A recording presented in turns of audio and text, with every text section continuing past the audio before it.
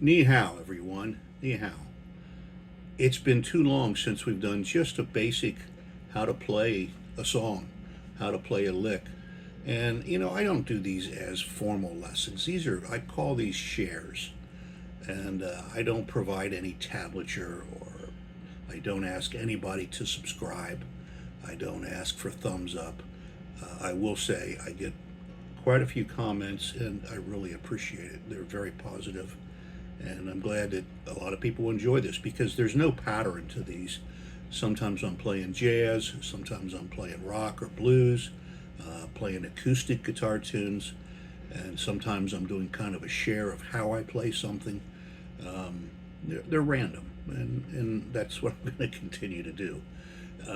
So I hope you'll stick around, and if not, that's okay. So when I first started playing guitar, one of the first things that I kind of learned was different tricks you can do with the D chord, the D major.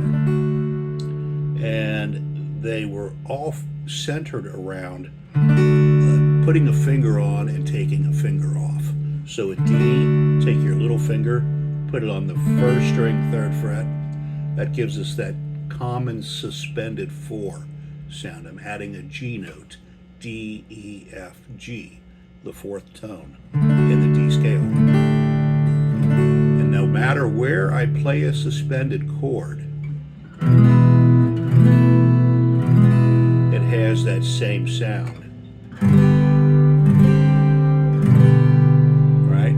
But I'm using it specifically in this case on the D chord. That in itself, you can create so much music out of. The D suspended back to the D, or the D to the D suspended. A second trick you can do is you can take off the second finger. And you've just added a D note. So in some songbooks, they're going to call that a D add 2, because D, E, it's the second. And then you put it back on. So open E on the first string, back to the F sharp on the first string, which makes it the full D chord, and make it a suspended 4, and back to the D. And then I would practice things like just strumming with that.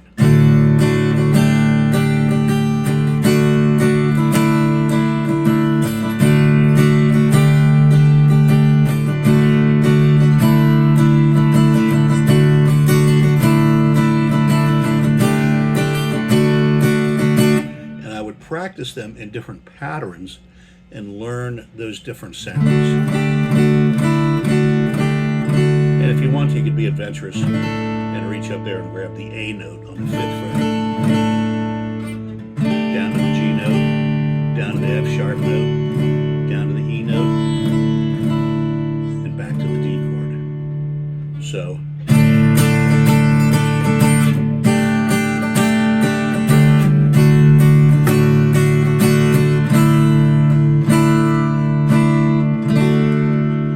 moving into any of the bass notes or bass runs or anything with that. Just sticking with this high melody. So after I strum it, then I learn how to use the pick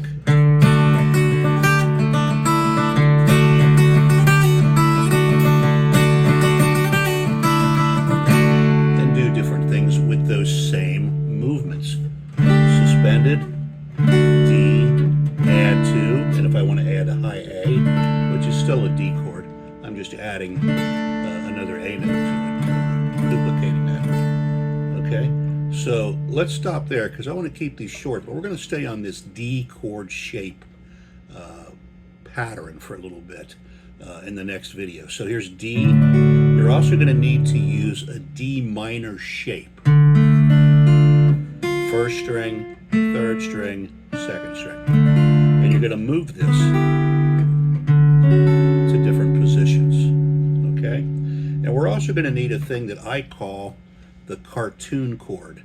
That may not mean anything to you, but on Saturday mornings as a child, we would turn on the TV and we would watch cartoons, animated shows. And when they wanted to create suspense,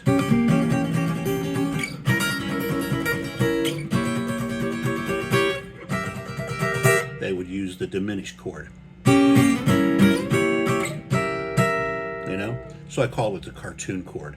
And it is this shape. So fourth finger on the first string, skip a string, go to the third finger, go back a fret, half a step, second finger on the second string, and first finger on the fourth string. Okay, you can also just play that seventh shape, and this makes it the diminished. And this chord is movable, but we'll get into that later.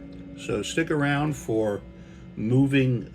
We're going to use the harmonized scale in the key of D, and you can make a lot of music with this.